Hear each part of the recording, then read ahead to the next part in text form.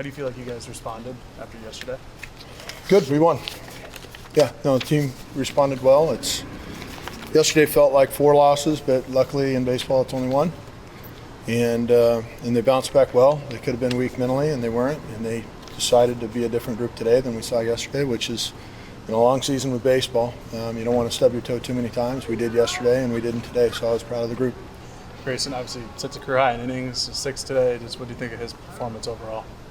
Well, the only time they really got to him is when they didn't get to him. It wasn't about them, it was about him. You know, the only time that he really struggled was when he struggled versus them getting to him. He was dominant. He threw multiple pitches for strikes when he was on.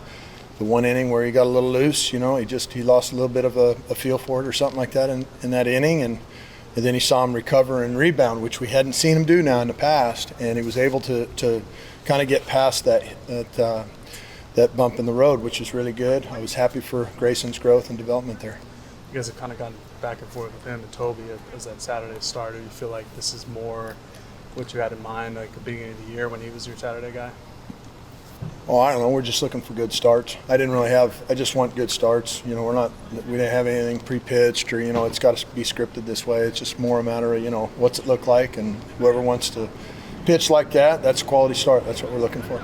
Mullen goes 2 scoreless. Just what do you think of him? And he's kind of been like your workhorse out of the pen. Just what is it like to have him back there? Yeah, I mean, he's got a lot of appearances. Clark's got some appearances. You know, I mean, but he's been effective. You know, he's pitched old. Mm-hmm. And on a group that's extremely young, either just with age or with experience, you know, just having some feeling of oldness with Bradley or with Logan a little bit. And today Grayson pitched very old.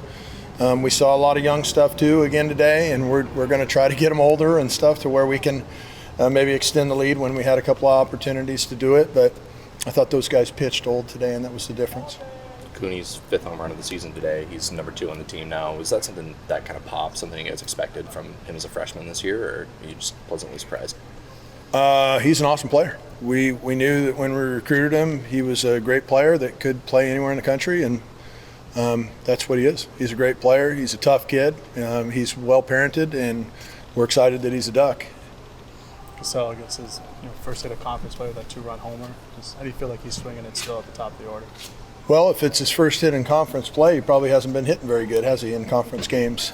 He's got a lot better in him. Again, I feel like he's a guy just like anybody. You know, when the place is packed like it's been the last 2 days, these kids are young, they're inexperienced, and they see that crowd and they say to themselves, man, I just want to do it. I want to do this so badly. This is going to be so awesome. I want to hear this place blow up.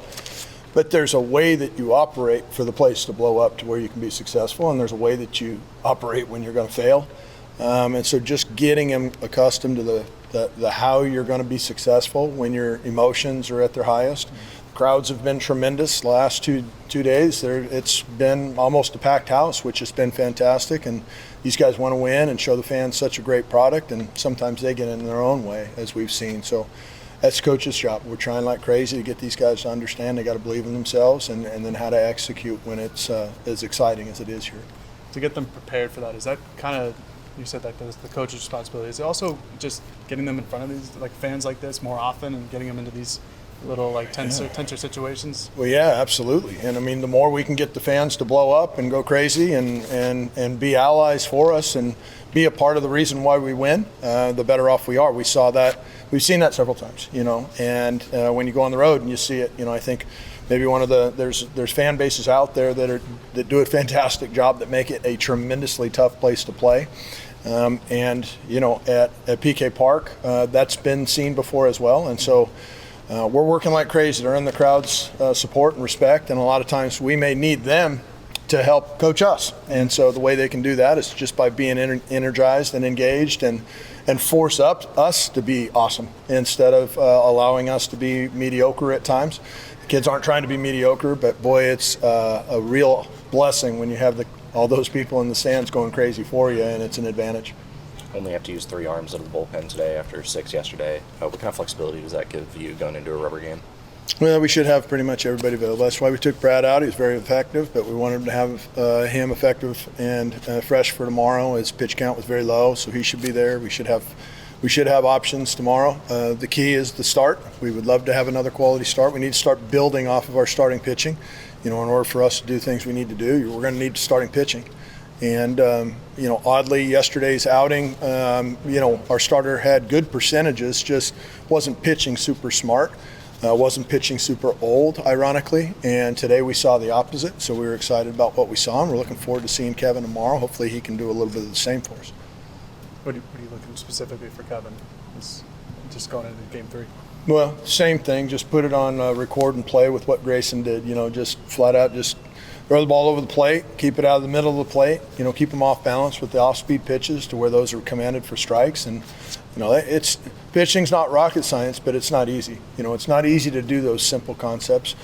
Grayson made it look very easy today. So credit to him. Bradley made it look easy today. Credit to him. Those guys are doing a good job, and so hopefully we can build off of that momentum.